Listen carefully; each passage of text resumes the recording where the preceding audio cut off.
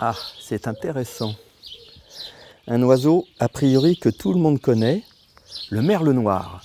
En fait, il n'y a que le mâle qui est noir. La femelle, elle est plus brune. Et celui-là, il est très occupé.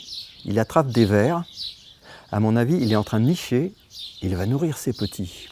Et ça, c'est du boulot, hein. Pour la plupart des oiseaux, c'est à peu près 50 proies à l'heure. C'est l'époque la plus vulnérable pour les oiseaux parce qu'ils sont complètement affolés. Donc ils vont, ils viennent, ils nourrissent leurs petits affamés et ils sont vulnérables aux prédateurs, évidemment.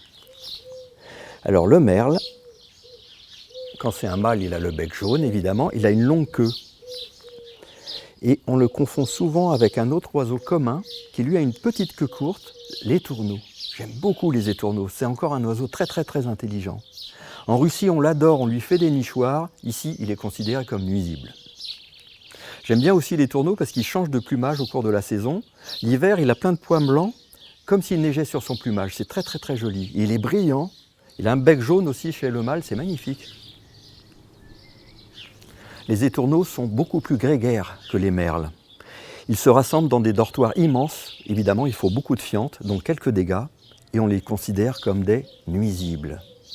Mais quand on voit leur vol immense, magnifique, on peut se demander, l'animal le plus nuisible sur Terre, le plus nombreux, celui qui fait le plus de dégâts, est-ce que c'est vraiment l'étourneau ?